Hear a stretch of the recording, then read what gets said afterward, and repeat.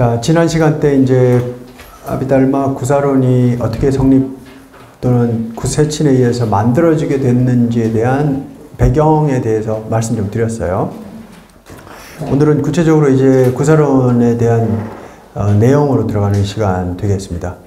자, 먼저 나눠드린 것 좀 보죠. 지난번 시간 끝날 때쯤에 구사론의 그 내용, 구성에 대해서 잠깐 말씀드렸는데 그게 아무래도 말씀만 갖고는 안 될 것 같아서 조금 자료를 찾아서 제가 갖고 왔어요. 한번 보시죠. 자, 총 9품으로 되어 있어요. 9품. 계품, 근품, 세간품, 업품, 수면품, 현성품, 지품, 정품, 그리고 구품, 파지바품 되어 있는데, 구품은 일종의 부록격이에요. 부록. 그래서 이것은 별도로 분리해서 봐도 돼요. 이것은 이제 아트만이라고 하는 것, 아라고 하는 것에 집착하는 불교의 부파 또는 독자부라는 부파가 있었는데 아트만 비슷한 걸 주장했었거든요.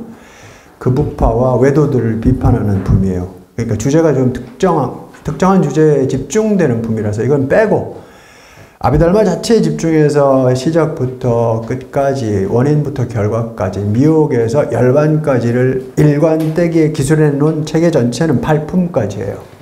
그래서 계품부터 정품까지가 이제 아비달마 구사론의 핵심 내용으로 이해하시면 되고, 계품과 근품은 총론격이다.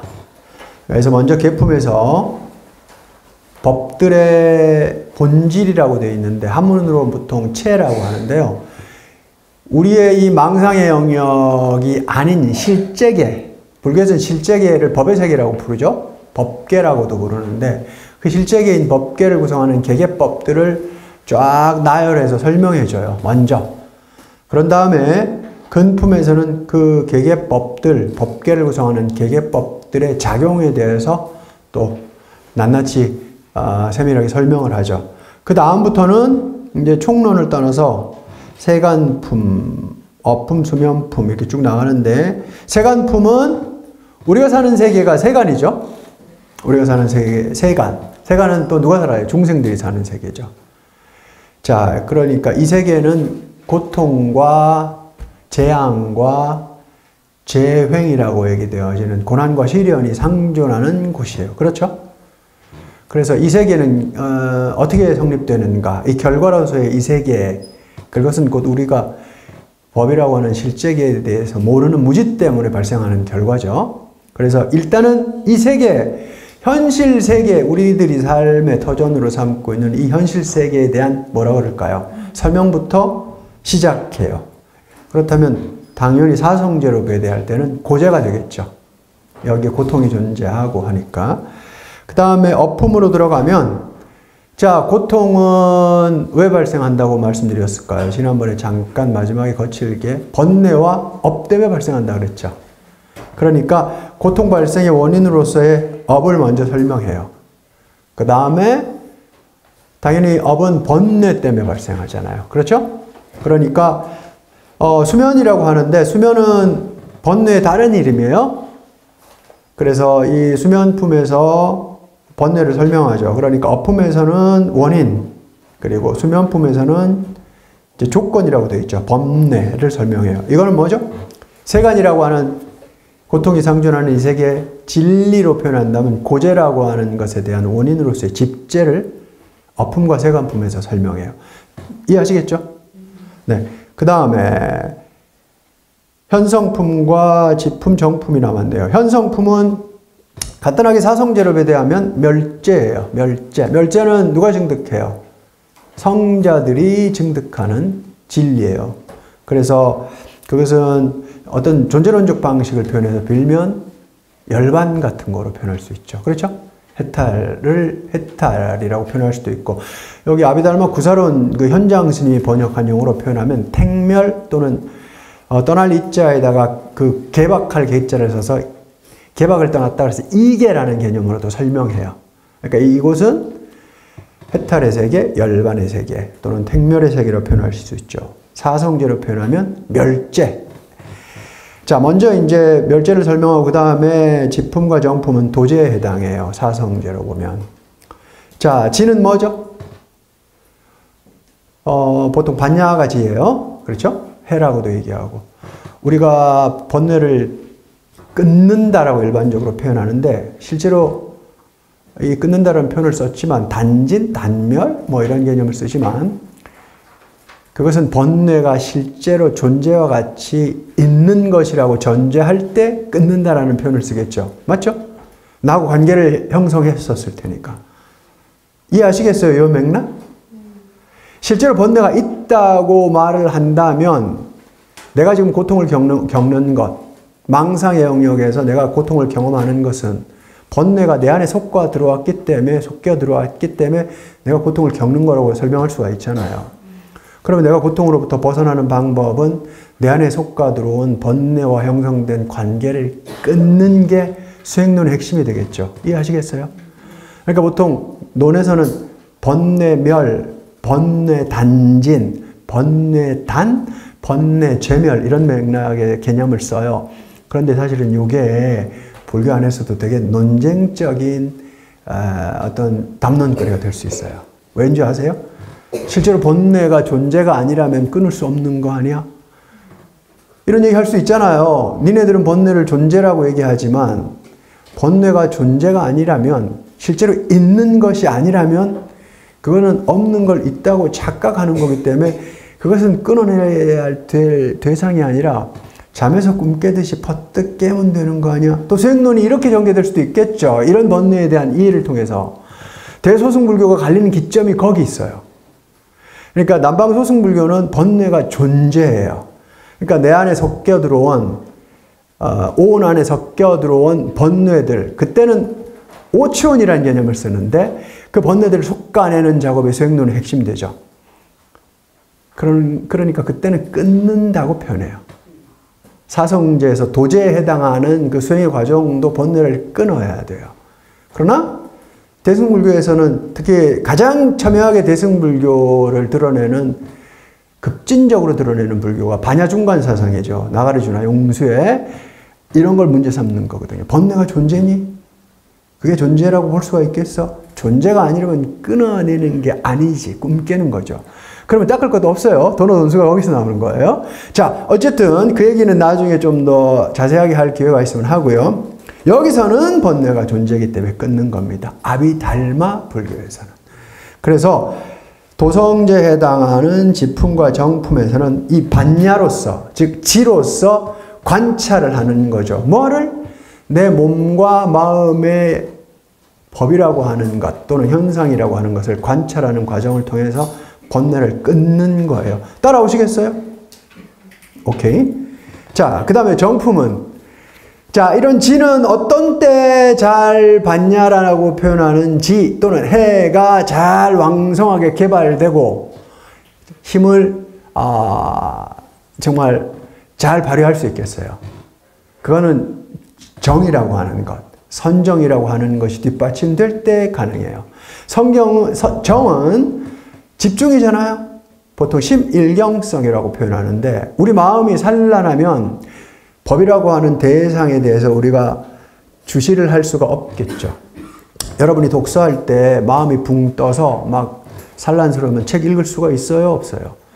내 물심의 현상이라고 하는 몸과 마음을 관찰할 때도, 관법의 대상으로 삼았을 때도 우리 마음이 대상에 집중을 잘 해야 돼요. 그래야 되기 때문에 반야는 힘을 발휘할 수가 있죠. 자, 그러니까 정은 뭐죠? 구품, 팔품의 정품에서 다뤄지는 것은 바로 반야의 조건인 정, 즉 선정을 다뤄요. 이 맥락에서는 뭐 부처님의 선정과 아라한의 선정의 차별점도 다루죠. 그러니까 아비달마 구사론, 즉 세친이 조술한 아비달마 구사론은 이런 그 계품에서부터 정품에 이르는 과정으로 구성이 되어 있는데 이것은 계품과 근품은 총론격으로 법의 본질과 작용을 다루고 나머지 품부터는 사성계에 딱딱 배제된다. 이거 이해하시겠죠? 실제로 책을 보면 더 잘 이해돼요. 그런데 책은 보기 어렵습니다. 고시 공부하듯 봐야 되기 때문에. 그래서 저같이 조금 아는 소리 하는 사람이 좀 도움을 드리고 싶어요. 얼마나 제가 아는지는 모르겠어요. 겸손하게 얘기해서. 예.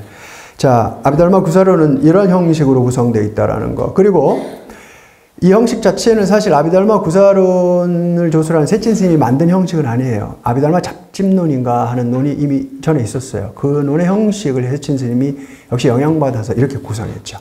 그러나 어쨌든 세친 스님 이후에 이 아비달마 영역을 공부하는 사람들은 이 아비달마 구사론이라는 세친 스님의 논서가 절대적인 준거로 작동하게 됩니다. 그래서 주석서도 많이 만들어졌다 그래요. 그렇죠? 그리고 이것을 비판하는 지난번에 말씀드린 중현 스님의 구사론을 반박하는 논이라고 하는 구사박론도 이 형식으로 기술돼요. 자, 그래서 구사론은 불교 역사상, 인도 불교 역사상 되게 중요한 텍스트고 우리 동북아시아에서도 구사학을 연구하는 구사종이라는 학파가 중국에서도 있었다는 거. 여러분들이 조금 기억해 주시면 감사하겠습니다. 자, 그러면 1번 내용부터 들어가죠. 자, 제가 분별의 불교인 아비달마 불교 이렇게 작은 제목 붙여놨어요. 자, 그러나 여러분이 전제하고 잊지 말으셔야 될 것은 아비달마 구사론, 아비달마가 무슨 개념인지에 대해서는 제가 조금 이따 설명드리고 일단 아비달마 구사론은 아비달마 불교를 세친 스님이 정리해서 쓴 논서라는 걸 잊지 마세요. 아비달마 불교 자체는 세친 스님이 만든 것도 개발해낸 것도 아니에요. 아비달마 불교라는 영역의 불교는 별개로 원래 세친 스님 이전부터 존재했었다. 그리고 그것을 세친 스님께서 대비바사론이라는 논을 카슈미르에 가서 공부하고 자기 나름대로 비판적 안목에서 정리, 강요서 형식으로 조술한 것이 구사론이다라는 걸 기억하세요. 자, 아비달마 불교. 그러면 아비달마 구사론 안에 담긴 아비달마 불교의 특징이 뭐냐라고 먼저 얘기를 시작해 보죠. 아비달마 불교는 제가 분별의 불교인 아비달마 불교라고 작은 제목을 지었어요. 그렇죠? 자, 여기 개송 하나를 제가 써놨습니다. 한번 읽어보죠. 금수는 습이나 늪으로 돌아가고 새는 허공으로 돌아가고 성자는 열반으로 돌아가고 법은 분별로 돌아간다. 자, 앞에 세 구절까지는 참 말이 좋아요. 그렇죠? 근데 마지막에 법은 분별로 돌아간다 나와 있어요. 그렇죠? 여러분, 우리 동북아시아 불교권에서 열심히 불교 공부를 하신 분 입장에서 분별이란 말 들으면 어떤 느낌이 드세요? 분별은 좀 부정적인 뉘앙스로 주로 많이 다루지 않아요? 뭐 질문 들어오거나 좀 뭐 이렇게 하면 스님들이 분별이 심하군, 분별을 내려놓으세요, 이런 얘기 하잖아요. 그런데 역설적이게도 이 아비달마 불교는 분별의 불교예요. 그러니까 이게 어떤 맥락이 있는 거죠? 분별이 좋을 수도 있다는 맥락이 있는 거 아니겠어요? 우리 전통 안에서 동북아시아 불교에서 분별이 나빠요. 분별은 부정적으로 다뤄져요. 그러나 불교가 원래 시작했을 때는 분별에 기반하고 있어요. 요거 유념하셔야 돼요. 자, 여러분, 분별이 뭐죠?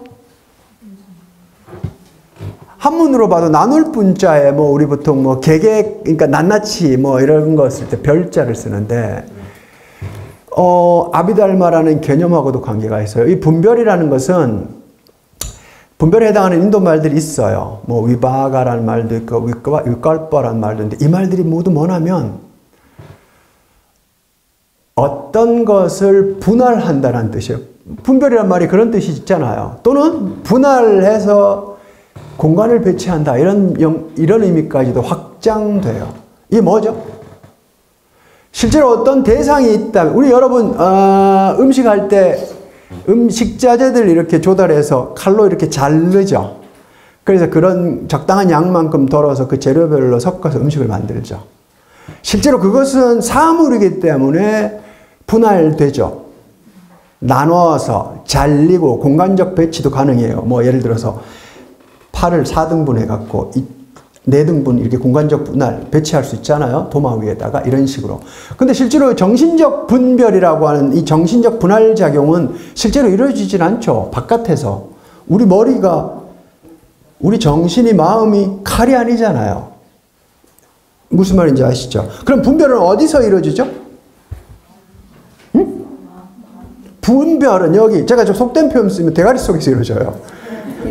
에? 아니면 우리 마음 속에서 이루어지죠. 자, 지금 제 말을 듣고 있는 여러분들도 분별하고 있어요? 안 하고 있어요?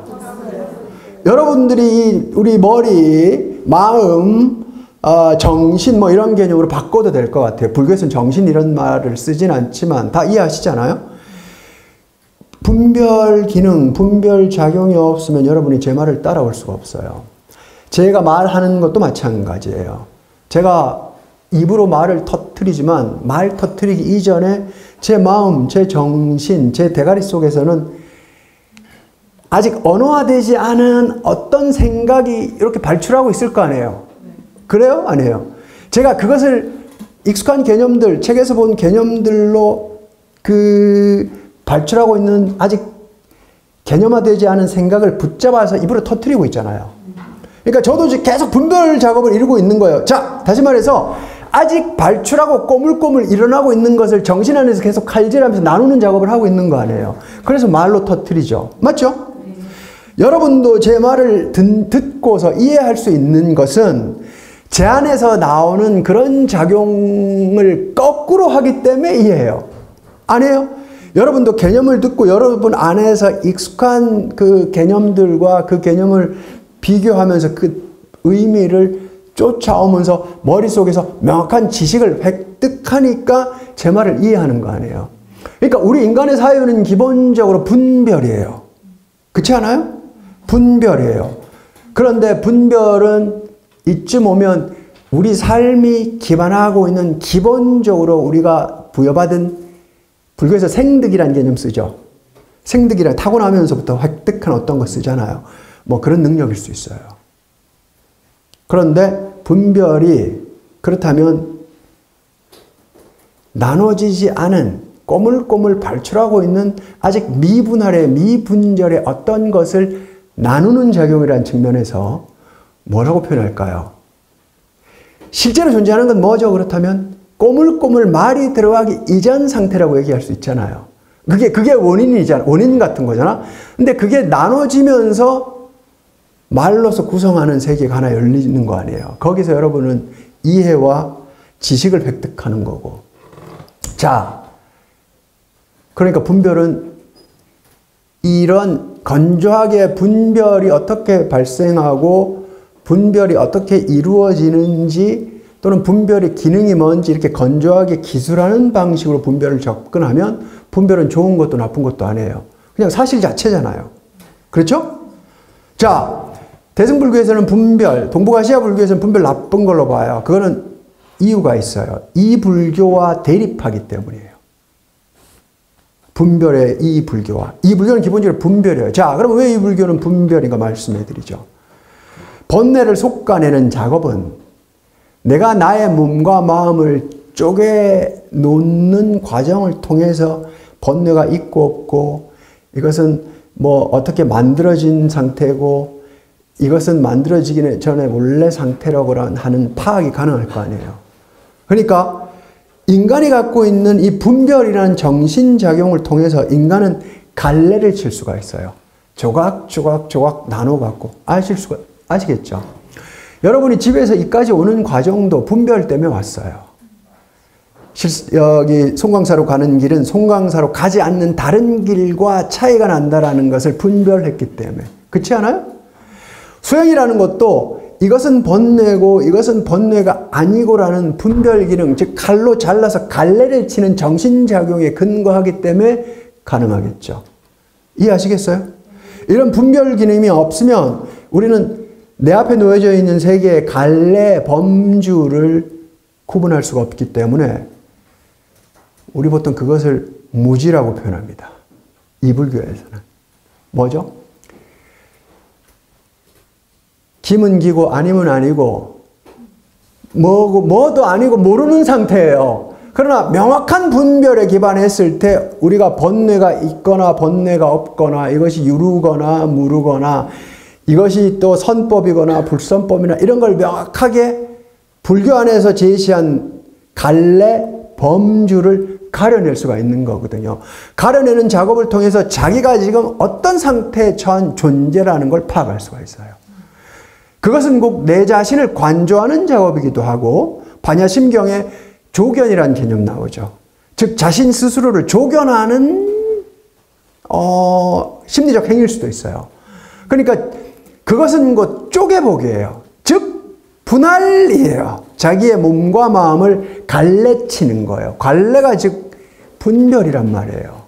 그러니까 이 불교에서는 분별은 유일하게 인간이 정신적으로 성자로 도약할 수 있는 수단입니다. 이해하시겠어요? 그러나 대승불교에서는 법이라는 것 자체가 실제하는 걸로 보지 않기 때문에 끝끝내 이 법으로 갈래치는 것은 실제의 영역이기 때문에 우리가 이것을 배제하거나 놔서는 안 된다는 이들의 입장을 사실이 아닌 걸로 보기 때문에 분별을 부정하는 거예요. 쫓아오시겠어요? 제 말? 제 말이 좀 이해가 안 가신다면 제가 실력이 부족해서 그래요.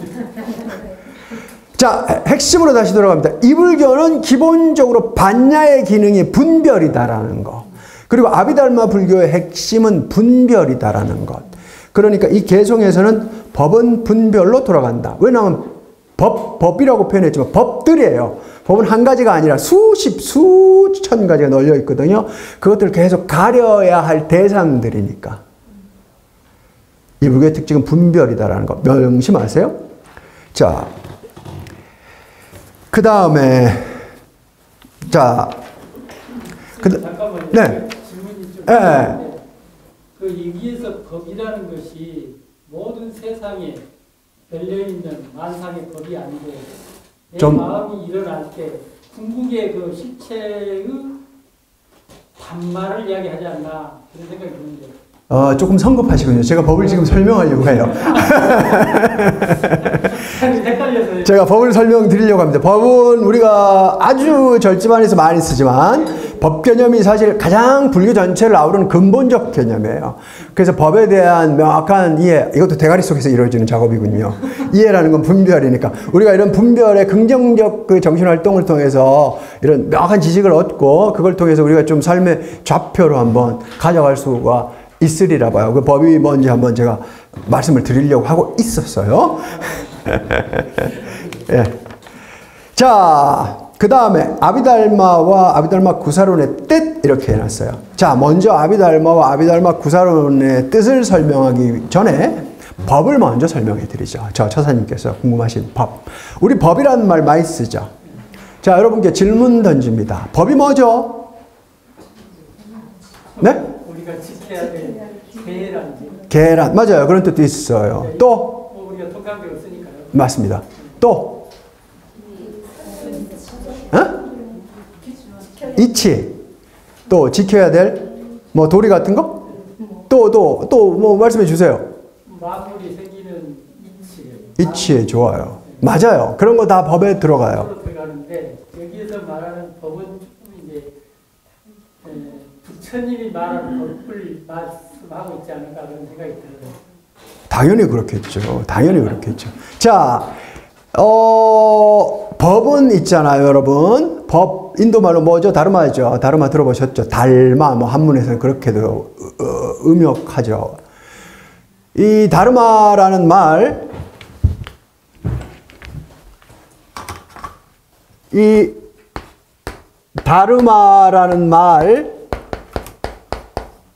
이게 보통 인도말 산스크리트 사전을 찾아보면 다르마에 대한 의미 용례가 36가지인가가 나와요. 그러니까 왜 그런 줄 아세요? 저 말은 어느 아주 인간이 문명을 고도로 이루고 막 그 정신도 막 그 고대인들보다 많이 발전해서 인위적으로 어떤 요구에서 만들어진 개념이 아니라 인간이 공동체를 아주 원시적으로 꾸밀 때부터 근원적으로 인간이 갖고 있었던 개념이기 때문에 그 의미가 그렇게 많아요. 그러니까 저런 개념들은 말의 기원하고도 관계가 되는 개념이에요. 자, 다르마가 보통 인도말은 어원 설명을 해요. 어떤 말이 있으면 그 말에 어근이 있어요. 어근. 어근으로 말을 설명해요. 자, 보통 다르마는 인도말로 드르 해갖고 이게 보통 지탱하다. 이거 뭐 아마 이 정도 지식은 아시는 분은 아실 거예요. 또는 유지하다. 또는 뭐 버티다. 뭐, 또 뭐 있을까? 지지하다, 뭐 이런 뜻이 있어요. 그렇죠. 여기 동사에서 나온 말이 이 다른 말은 명사인데, 그럼 뭐죠? 다른 말은 뭘 버티거나 지지하거나 유지하게 하는 것, 뭐 이런 거요. 지탱하게 하는 것, 이런 뜻 되겠죠. 그럼 뭐죠?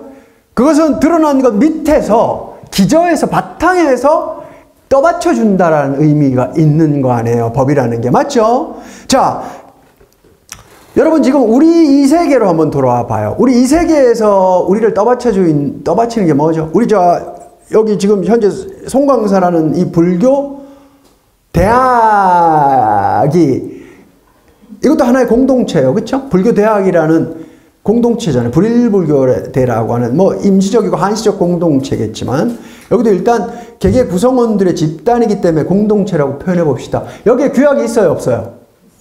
여기도 규약이 있죠.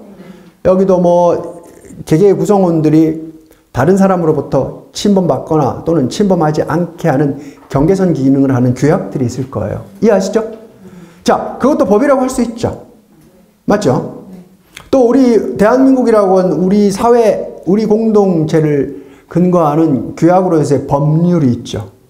그것은 우리가 합의해서 만들었어요. 그렇죠? 임시정부 제정되면서 뭐 하여튼 거기에 근거하는 법률들이 만들어지고 하면서 우리 개개의 구성원들은 보편적으로 평등하다라는 그 바탕에서 그 법들이 우리를 떠받쳐 주잖아요. 예를 들어서 제가 오늘 차를 타고 왔어요. 차를. 그런데 도로가 가는 라인, 오는 라인이 2차선이야. 근데 우리가 운전을 이렇게 해갖고 이까지 올 수 있는 이유는 뭐죠? 반대편 차선에서 오는 차들이 2차선으로 넘어오지 않는 거라는 믿음이 있기 때문이잖아요. 그건 뭐죠? 약속을 이미 사회적으로 합의해서 그렇게 만들어놨기 때문이에요. 그러니까 우리는 어디를 가거나 어떤 교통이나 탈 것을 이용해서 어디로 가거나 할 때 미친 사람이 아니고는 그 규약을 깨진 않죠. 반사회적인 인물이 아니면 그 규약을 깨진 않죠. 그러니까 우리는 그런 믿음을 바탕으로 한 법률에 근거해서 어떤 사회적 행위, 내가 또는 뭐 해야 할 행위를 하는 거죠. 그 틀 안에서. 맞죠? 그러니까 법률이라는 것은, 법이라는 것은 우리가 지금 이해하는 세속법의 법이라는 것은 그런 규약, 약속 또는 합의의 산물로서 우리 공동체를 밑에서 떠받쳐주는 것들이죠. 맞죠, 여러분? 자, 그런데 그런 것만 법은 아니에요. 그것도 광의의 법에 다 포함돼요. 이건 고대인의 사유예요. 고대인의 사유. 자, 불교는 법을 어떻게 이해하느냐? 자, 우리 중생이 사는 세계, 이 세계는 망상의 세계라는 거 동의하시죠? 망상의, 불교 안 하시는 분은 망상의 세계라고 하면 뭐가 망상의 세계예요? 여기 만져지고 보여지는데 이런 얘기 하죠. 여러분 그런 설명은 제가 생략하겠습니다. 다들 동의하시리라 믿고. 자, 망상의 세계에서는 내가 존재하고 당신이 존재하고 송광사가 존재하고 제가 있는 실상사가 존재하죠. 그러나 망상의 세계라면 실제한다고 착각하지만 실제하지 않는 거잖아요. 실상사도 송광사도 나도 여러분들도. 맞죠? 그럼 망상의 영역을 한번 거짓 세계니까 한번 제껴 보자고요. 그러면 참되게 남는 것이 뭐지? 이런 얘기 할 수 있잖아요. 그 참되게 남는 것이 불교에서는 법이에요. 자, 그 법은 부처님에 의해서 발견된 거예요. 부처님은 이 법은 나 이전에도 존재했었고 언제나 존재했었고 이것은 자기가 발견해낸 것이라고 말씀을 하시죠. 그러니까 그 법이 뭐죠? 이불교에서는 5원 12조, 그러니까 5원 12조 18개 같은 거예요. 5원 12조 18개. 그러니까 뭐죠? 우리가 나 해도 딱 얘기하죠. 당신 누구예요? 나 해도예요. 이렇게 얘기할 수 있죠. 그런데 해도는 명자고, 그럼 이름 빼고 당신은 어떻게 규정할 수 있나요? 선가화두, 부모 미생전, 뭐 이런 질문 던지죠. 근데 이불교에서는 이렇게 얘기할 수 있어요. 오온이에요, 이렇게. 오온은 법이에요. 오온이 법이에요. 오온이 법. 색수상 행식, 법. 그 법은 온자가 덩어리, 무리, 더미 뭐 이런 뜻이잖아요. 그러니까 그 5가지들의 덩어리, 뭉치인 거예요. 이거. 무슨 말인지 이해하시겠어요? 그럼 뭐죠? 법은 실제계예요. 실제계. 일종의 이렇게 표현해도 돼요. 이 불교의 특징은 법들이 하나가 아니라 수백 가지로도 얘기되어질 수 있어요. 어떤 상황 속에서는. 물론 75가지 법으로 딱 환원해서 설명하지만 매 찰나마다 결합하는 법들의 수를 따지면 막 엄청나게 늘어날 수도 있어요. 동일한 법들이 막 또 다른 데서도 결합하고 하기 때문에. 그러니까 뭐죠? 법들은 성자의 아주 예민하고 칼날같이 정밀한 눈에 의해서 관찰되는 망상에 의해서 없는 것을 있다고 착각해서 사는 우리 중생 눈에는 드러나지 않는 실제계라고 보시면 돼요.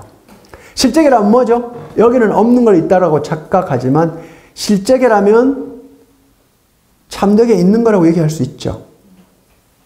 부처님에 의해서 발견된 것. 이 불교에서는 바로 그 법이라는 그런 것들을 법이라고 이름 붙이고 그것은 일종의 존재와 같이 이해해요. 그러니까 이런 맥락에서는 요소라고 얘기할 수도 있죠. 요소. 내가 온이라고 하는 색수상행식이라는 5가지의 더미, 뭉치, 쌓임, 모임이라고 얘기한다면 나는 실제로는 그 덩어리에다가 그냥 이름을 붙이는 거죠. 그걸 보통 가립이라는 개념을 써요. 우빠짜라라는 개념을 쓰는데 가립이라는 개념을 쓰죠. 근데 가립된 나 해도는 실제로는 없잖아요. 뭐가 존재해? 색수상행식이라는 5가지 요소만 존재하는 거 아니에요. 요소. 실제로 존재하는 것은 이해하시겠습니까? 그 요소에 해당하는 것이 불교에서는 법이라고 해요. 법. 이거는 소승불교에서 이렇게 얘기하죠. 반야중관이나 이런 데 들어가면 유식불교, 대승 이런 데 가면 이 법조차도 궁하다고 얘기하니까 이것도 다 부처님의 방편으로 제시된 거지 실제로는 존재하는 거라고 보지 않아요. 이게 첨예하게 대립되고 대소승에 갈리는 지점이에요. 자, 법은 또 인도적 맥락으로 가면 여러 가지 맥락이 있어요. 계율이란 맥락도 있어요. 법의 핵심 개념은 바탕에서 지지해 주는 것이라 그랬잖아요. 그러니까 불교적 맥락에서는 그런 법들이 기저에서 우리 망상의 세계를 지탱해 준다고 볼 수도 있겠죠. 맞죠? 그리고 그 법들이 이 세계 전체를 구성해 주는, 지탱해 주는 요소라고 볼 수도 있겠죠. 불교적 관점에서는. 이해하시겠습니까? 그런데 이 법은 아까도 얘기 드렸지만 여러 가지 맥락으로 쓰여요. 인도적 맥락으로 가면 계율이라는 측면도 있어요. 불교와 대척점에 서 있는 힌두 종교들은 우리의 법, 즉 지금 합의해서 만드는 법률하고 좀 다르게 옛날 사람들은 다 종교 중심의 사회였을 거 아니에요. 그러니까 계율은 우리가 지금 생각하는 합의해서 만드는 법하고는 성격이 좀 달라요. 그것은 자연법이에요. 자연법. 계율 같은 것은. 그러니까 혈통이 브라만으로 태어나거나 끄샤트리아나 바이샤, 수드라로 태어나는 것은 일종의 자연법이에요. 지금은 뭐 왕우장상의 씨가 따로 있나 하지만 그렇죠? 옛날에는 혈통은 자연법이에요. 그래서 그 자연법, 타고나는 대로 사회적 역할, 의무를 다하고 사는 삶은 자연 법칙에 준해서 사는 올바른 삶이거든요. 그러니까 뭐죠? 각 카스트마다 인도에는 카스트 아시죠? 보통 자띠란 말이 더 정확해요. 카스트는 좀 상징적 맥락이 있고 태어날 때 자기가 태어난 혈통으로 분류되는 직업군들이 있어요. 그걸 자띠라고 하는데 그 직업군에 해당하는 사람들이 성장하면서 직업을 배워서 이제 쭉 한평생 그렇게 사는데 어쨌든 그 사람들이 거기에 준해서 해야 할 사회적 의무나 넘지 말아야 할 경계선들이 아주 세밀하게 이렇게 쫙 만들어져 있거든요, 여러분. 그래서 그 사람들은 자신들이 믿는 신도 다 달라요. 계급마다, 계층마다 믿는 신들도 다르죠. 그런 것도 다 법이에요. 그런 것도 다 법이고 또 하나 법에는 정의라는 맥락도 있어요. 정의. 그러니까 우리 보통 정의 얘기하잖아요. 저 사람 정의로워 할 때 정의. 사실 이 법을 정의로 해결할 때, 정의라는 맥락으로 법을 접근할 때 윤리나 도덕률이 여기서 나옵니다. 법이 왜 정의라는 말이 되는 줄 아세요? 요거는 서양에서도 비슷한 사유에서 보통 나오는 관념인데, 법은 뭐죠, 여러분? 우리 불교에서 오원 12처 18개 이런 것은 영원한가 영원하지 않은가요? 법 자체가 실제라고 해도 법의 개별적 속성은 찰나 안에서 발생했다 소멸한다는 속성을 갖고 있겠죠. 들어보셨죠? 법은 발생했다 소멸해요. 발생했다 소멸하는 것은 그것의 성질 자체가 모든 법이 보편적으로 발생했다 소멸한다는 말이 되겠죠. 법들은 가지수가 엄청 많다고 해도, 그래서 개개법이 자기의 독특한 특수한 성질을 갖고 있다 해도 그 법들은 보편적 특성이라고 하는 올라갔다 떨어지는 발생했다 소멸하는 성질을 가져요. 그렇죠? 발생했다 소멸한다면 뭐죠? 이걸 잘 쫓아오셔야 돼요. 정의라는 관념이 왜 법에서부터 나왔는지, 법이 왜 또 정의라는 맥락인지. 어떤 법이 영원히 존재하려면 발생했다 소멸하면 안 되죠. 이것을 한번 이렇게 표현할 수도 있어요. 어떤 법이 발생했다 영원히 존재하려면 영원히 올라가야 돼요. 그러나 법은 발생했다 항상 꼬치점을 찍고 떨어집니다. 보통 이걸 생주이멸이라는 법의 발생 소멸을 설명할 때 이렇게 비유하기도 하는데, 올라갔다가 정점을 딱 집어보면 법은 떨어져요. 모든 법이다. 그럼 뭐죠? 모든 법은 발생했다 소멸한다라고 하는 보편성을 갖고 있어요. 영원히 올라갈 수도 없어요. 올라가면 떨어지고, 떨어졌다간 다시 올라가죠. 여기서 균등의 개념이 나와요. 균등. 평등의 개념이 나와요. 영원히 올라갈 수도 없고, 영원히 내려간 것은 영원히 내려간 채로 존재할 수도 없겠죠. 다시 발생해야 되죠. 맞아요? 아니에요? 올라간 것은 내려오고 내려간 것은 올라간다. 여기서 균등의 개념이 나와요. 이해하시겠어요? 이 맥락? 균등의 개념이 나오는 게 사실 이 사유는 중국에도 있어요. 여러분 세옹지마 얘기 아시죠? 세옹의 말 얘기 뭐죠? 말이 부러져서 아들이 다리 부러졌는데 안 좋은 일인 줄 알았더니 나중에 징집안 당해서 좋았다 말 이러잖아요. 그러니까 좋은 건 줄 알았더니 나쁜 거고, 나쁜 건 줄 알았더니 좋은 거고. 자연 법칙은 좋은 것도 나쁜 것도 균등해요. 예? 우리의 머리가, 우리의 마음이 좋은 거 나쁜 걸 분할하지만 자연 법칙으로 돌아가면 좋은 것도 나쁜 것도 없어요. 맞아요? 아니에요? 법도 마찬가지예요. 법도 영원히 올라가는 것도 없고 영원히 내려가는 것도 없어요. 항상 이 균등한 올라감과 내림이라고 하는 시소만 존재해요. 여기서 평등 개념이 왜 나오느냐? 모든 것이 이 올라감과 내려감이라는 것이, 생멸이라는 게 한 채 이 어긋남도 없이 평등하고 균등하다면 이것을 공간적으로 한번 배치를 해봐요. 여러분, 우리조차도 이 한 존재가 이 법칙에 구속되어 있거나 이 법칙에 준한 존재겠죠. 이 보편성, 균등이라는 보편성, 발생했다 소멸한다라고 하는 법이 갖고 있는 속성의 구현체로서의 보편성을 가진 존재예요, 아니에요? 제 말 어려워요?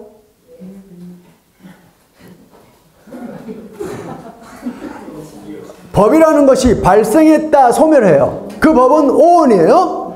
그런데 그 법의 근거, 우리가 나라고 표현하고 해도라고 표현하지만 나 자체가 온, 즉 색수상 행식의 덩어리라고 표현했잖아요. 그럼 존재하는 모든 것들이 다 오온이란 말이에요. 불교에서는. 그 모든 것이 다 발생했다 소멸한다는 보편적 성질이라는 측면에서 동등하죠. 오온이라는 개개법 자체도, 오온을 구성하는 색수상 행식 자체도 발생했다 소멸하는 그 균등한 보편성을 다 갖고 있죠. 이게 자연법이란 말이에요. 그러면 이 발생 소멸, 즉 균등이란 평등이라는 개념으로 바꿔도 돼요. 여기 원칙에 벗어나는 존재가 있을 수 있어요, 없어요? 없겠죠. 모든 게 다 그래요. 돈이 있거나 없거나, 신이거나 인간이거나. 불교는 마찬가지거든요. 그렇다면 모든 존재가 거기에 근거해요. 그러면 우리가 오온 존재지만 가립해서 나라고 했을 때 실제로 현상에서 존재하는 차별이 사실이에요, 아니에요? 사실입니다. 어? 아니, 실제계라는 관점에서 현상에 존재하는 차별이. 실제계적 관점에서. 누구나 다 보편성에 근거하잖아요. 태어나면 다 죽고. 에? 평등하잖아요.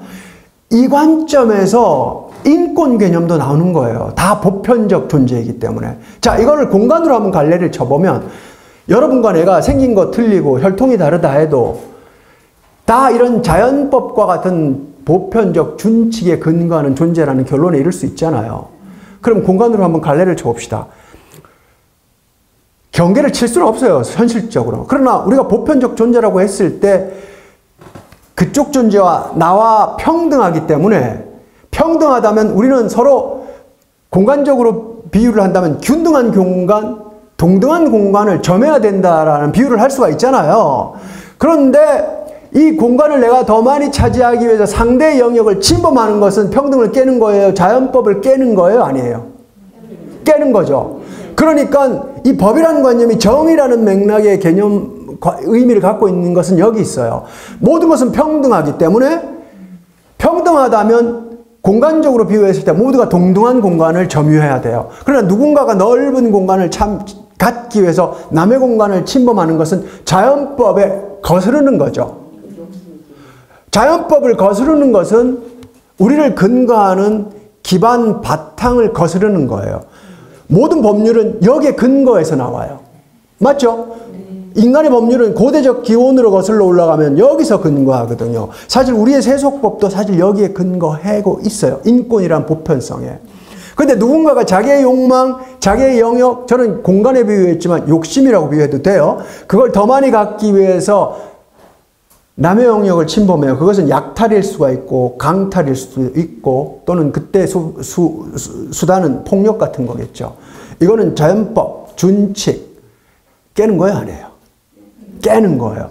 그러니까 사실은 인권이라는 개념 이전에 이런 자연법에 준하는 우리 불교적 관점으로 환원해서 이해하면 법이라는 것이 갖고 있는 보편성에 근거해서 윤리나 도덕률이 나오는 거예요.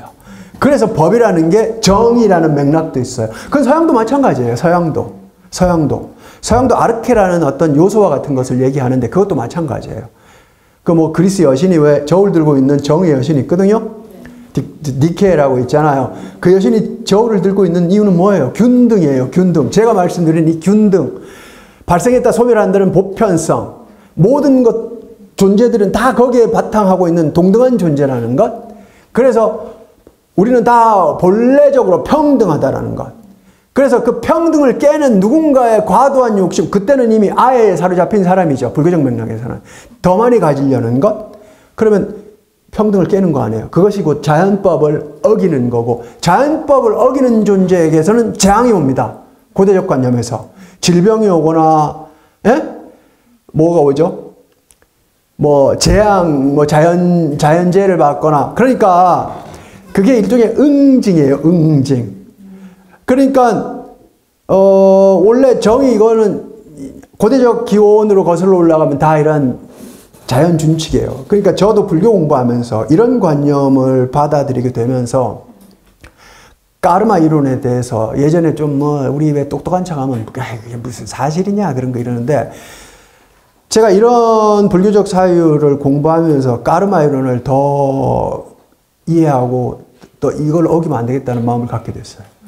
왜냐하면 이건 자연법과 같은 보편성에 근거하는 거기 때문에. 그러니까 어쨌든 법 얘기하다가 좀 많은 얘기가 나왔는데 저는 이게 되게 중요하다고 보기 때문에 여러분께 말씀드렸어요. 어쨌든 다시 돌아가겠습니다. 장황한 방론을 조금 일단 정리하고 법은 바탕에서 우리를 지지하고 지탱해 주는 것이다. 그렇죠? 그런데 망상의 영역이 아닌 바탕에 실제로 존재하는 것들, 실제계. 우리 삶을 구성하는 기저에서 우리는 내가 있고 실상사, 송광사가 있다고 하지만 그 영역이 아닌 실제로 존재하는 것. 성자들의 눈에 의해서 드러나는 것. 부처님에 의해서 발견된 것. 법이다라는 것. 그것이 우리 기저에서 이 세계를 구성하고 존립하게 하는 바탕으로서의 요소라는 것. 요거 명심하세요. 그리고 그거를 우리가 잘 관찰하는 게 불교, 이 소승불교, 아비달마 불교의 핵심이고 수행론의 고갱이다. 이 맥락 잊지 마십시오. 쫓아오시겠어요? 네. 지성적인 불일불교대학 여러분들입니다. 예. 자, 제 말이 좀 어려워요? 아니에요? 예. 예? 좀 낯설 수는 있어요. 그렇죠? 불교를 우리가 이렇게 공부를 많이 안 했었기 때문에. 그런데 원래 불교는 이렇게 공부해 왔었어요. 근데 우리 동북아시아는 또 다른 이런 것들이 너무 인간을 피곤하게 했거든요. 대가리 계속 굴려서 해야 되기 때문에. 그래서 야, 그게 부처님 참뜻이라고 봐야 되냐? 그거 안 하고도 우리는 정신적으로 부처님과 같은 성자와 같은 존재로 도약할 수 있어 해서 나온 게 동북아시아 불교거든요. 대승불교고. 그러니까 거기까지 오기 위해서 우리가 생략된 이 과정을 공부해야 돼요. 그래야 명확하게 우리가 우리 전통을 더 잘 이해할 수가 있거든요. 자, 2시까지라고 그랬죠? 자, 10분 남았는데 그럼 이번에는 아비달마에 대해서 얘기를 하죠. 아비달마. 자, 다르마는 이거고요. 다르마는 이거예요. 그런데 이 앞에 아비가 붙어요. 그렇죠? 아비 보통 한문으로 쓸 때는 대법 또는 승법이라고도 써요. 근데 이것도 맥락이 있어요. 인도말은 다 어원이 있고 어근이 있고 이렇다 그랬죠. 문법적으로 해석을 했을 때 대법도 되고 승법도 돼요. 자, 대법으로 해석하면은 어떤 의미가 될까요? 법에 대한 것 이 정도 의미가 돼요. 대법으로 해석. 맞죠? 대자가 뭐뭐에 대한, 뭐뭐를 상대한 이런 거 되니까. 근데 승법으로 해석하면 이것 자체가 수승한 법? 쉽게 얘기하면 뛰어난 법이라는 얘기죠. 맞죠? 자, 이게 어떤 맥락이 있냐면, 법에 대한 설명은 아까 해드렸어요. 그렇죠? 자, 성자들이 자기의 물심의 현상을 조견해요. 여러분 이해 쉽게 반야심경에 나오는 조견이라는 개념을 써봐도 되겠죠. 관찰이라고 해도 돼요. 보통 우리는 주로 우리의 마음이 바깥 대상을 향하고 살자. 자기를 되돌아볼 겨를 없이. 그러니까 자기는 쏙 관찰자로 빼놓고 저쪽에다 대고 항상 미운 놈, 좋은 놈, 나쁜 놈, 개새끼, 소새끼, 아이고, 녹음 다 되겠다. 삭제해 주세요. 그렇게 살죠. 세계를 이렇게 망상의 영역에서 분할하면서 산단 말이에요. 그런데 나의 이런 삶을 어느 날 문득 되돌아보는 삶이 시작됐어요. 그러면 시선을 이쪽에 두는 게 아니라 나에게 두겠죠. 보통 우리 위파사나 관법이라고 얘기하는 게 사실 여기다 시선 두는 거잖아요.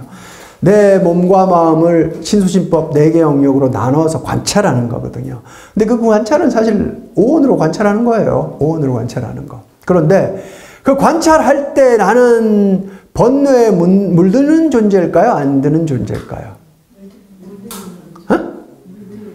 아니, 그 행위 자체, 심리적 행위 자체, 관찰이라는 행위 자체. 그렇죠. 좋아요. 바로 그거예요. 그러니까 우리가 바깥으로 향해 있으면 시비분별하잖아요. 시비분별이라는 것은 좋은 것과 나쁜 것을 가리기 때문에 나쁜 거는 배제하거나 부정하고 좋은 거를 쫓는 거란 말이에요. 맞죠? 그런데 내 스스로 그런 삶을 살았던 존재라는 자각에 의해서 그렇게 삶을 살았던 나를 스스로 대상화해서 문제시 삼는 사람은 자기 스스로를 관찰하게 된단 말이에요. 관찰하게 되죠. 그러면 바깥에다가 시선을 두고 밖에를 시비분별했던 내 스스로가 나의 관찰 대상이 되는 거 아니에요. 그러면 전에는 항상 좋은 놈, 나쁜 놈, 선, 불선 이렇게 밖의 대상에 옳고 그름을 했지만 그런 놈 자체를 내 스스로 시비하는 거잖아요. 관찰 대상으로 삼아서. 그때는 번뇌가 일어날까요? 안 일어날까요? 안 일어나죠. 번뇌는 내가 마음이 바깥 대상을 향해 있을 때 일어나요. 그러나 나를 문제시하고 관찰 대상으로 삼는 상태 자체는 번뇌 있음을 아는 거잖아요. 번뇌 있음을 아는 상태는 번뇌가 작용을 하고 있는 거예요? 힘을 쓰고 있는 거예요? 아니에요. 아니죠. 그거는 번뇌가 있다 해도 내 스스로에서 번뇌가 알려지는 상태이기 때문에 불교에서는 이렇게 얘기합니다. 내 마음의 선이 자꾸 힘을 기르는 상태로 표현해요. 구사론 같은 데서는 참깨 꽃과 참깨 씨에 비교해요.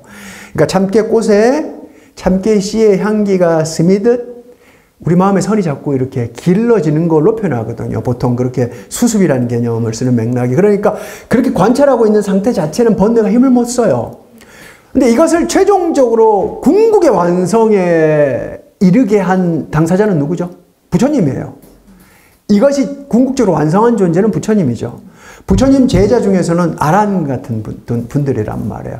그러니까 이렇게 법 자체를 관찰하고 있는 상태 자체는 그래서 어떻게 표현하냐면 번뇌를 루라고 표현하는 건 아시죠, 여러분? 셀루자 써서 번뇌를. 그 유루무루 들어보셨죠? 그래서 이 관찰하고 있는 상태 자체는 무루라고 얘기합니다. 무루. 관찰하고 있는 이 상태 자체는 무루오온이라고 표현해요. 무루오온. 그런데 이 무루오온을 궁극적으로 완성한 존재는 부처님이에요. 그리고 불교 성자 아라한들이죠. 그리고 궁극적으로 완성하지 않았다고 해도 누군가가 열심히 선원에 다니면서 자기 스스로를 이렇게 법으로 쪼개서 보는 신수심법 사념체 영역 안에서 관찰하는 것. 이건 달리 표현해도 돼요. 사성제를 관찰하는 거기도 해요. 신수심법 사념체 관찰할 때 당연히 사성제 개개의 그 관찰 대상의 행상이라고 표현하는 뭐 공, 비상, 고, 공 뭐 이런 거 있어요. 무상 뭐 이런 거 있어요. 그걸로 관찰하는 건데 사성제 관찰하는 거기도 해요. 그러니까 뭐죠? 무르온 상태 자체가 예? 사실은 법이에요. 법. 무르온 상태 자체가 법인데 자, 그 무르온 상태는 일종의 선정 상태잖아요, 여러분. 뭐 우리말로 표현하면 참선 상태라고 할 수 있죠. 그러니까 이것은 지식의 대상이 아니에요. 지식의 대상이 되기 위해서는 그 상태에서 빠져나와서 기억을 통해서 자기의 그 경험을 복귀한 다음에 그것을 체계적으로 쫙 말로 풀어놔야 되잖아요. 맞죠? 그 작업이 수반돼야 돼요. 그런데 그 전체를 말로 풀어놓은 작업물이 곧 아비달마 논서예요. 자, 다시 돌아가겠습니다. 참된 아비달마는 무르오온이에요. 무르오온. 무르오온 상태. 그러나 그 무르오온 상태는 관찰 중인 상태이기 때문에 현존의 상태예요. 이해하시겠어요? 그런데 그 상태는 직접 언어가 개입되어 있지 않죠. 선 속에 참선 상태 중인 거니까 그건 현존의 상태란 말이에요. 그런데 그거를 하나의 지식으로 구성하기 위해서는 그 상태에서 나와야 되죠. 나와서 경험을 떠올린 다음에 이름을 낱낱이 부여하는 작업이 있어야 돼요. 아, 그때 내가 무슨 마음을 관찰했었지. 그때는 어떤 번뇌가 있었고, 그때 뭐뭐 있었고, 뭐뭐 있었고, 맞죠? 그리고 그거를 관찰했더니 법이 발생했다, 소멸했다. 그걸 쫙 펼쳐놓는 지식을 하나 일관되게 구성할 수 있겠죠. 최초로 이 작업을 누가 했을까요? 부처님이 했어요. 그러니까 아비달마의 기호는 부처님이 딱 얘기를 하죠. 그러니까 뭐죠? 대법이라고 했죠. 바로 그것에 대한 법이에요. 무르오온에 대한 법. 여기서의 법은 그런 맥락에서는 지금 제가 언어적 기술이라고 표현했죠. 언어적 기술. 관찰하는 행위 자체도 법들에 대한 관찰이지만 그 관찰 행위 자체도 총체적으로 법들에 관한 것이기 때문에 그것 자체가 아비달마예요.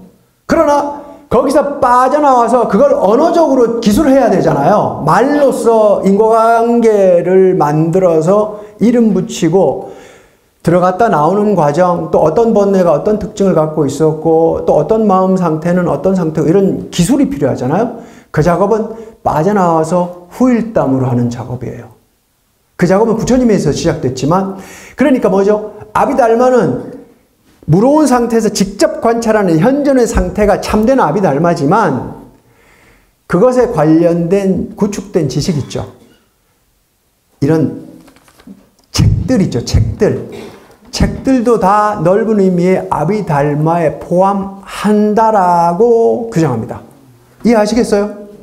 그러나 저 승법이라고 한 맥락은 이거 1분 남았네요. 승법이라고 한 맥락은 부처님이 제가자들 대상으로 한 설법과 출가자를 대상으로 한 설법이 달라요. 보통 보시직의 생천을 얘기했죠. 제가자한테는. 출가자들한테는 5원 12처 18개와 관련된 수행론을 말씀하셨죠. 그러니까 그 수행론에 대한 얘기가 사실은 지금 제가 무르온 상태라고 표현한 거나 마찬가지거든요. 맞잖아요. 그걸 직접 하는 거니까. 그러니까 그것과 관련된 모든 논의들, 담론들, 말로 기술해 놓은 것 자체가 뛰어난 거죠. 뛰어난 것. 무슨 말인지 아시겠죠? 제가자들에 대한 법이 아닌, 여기서의 법은 부처님의 말씀이라는 맥락도 있어요. 뛰어난 법, 수승한 법이라는 맥락에서 승법이라고 얘기해요. 그러니까 아비달마라는 것은 이런 두 가지 측면이 있다라는 것 정도로 기억하십시오. 예, 잠깐 쉬겠습니다.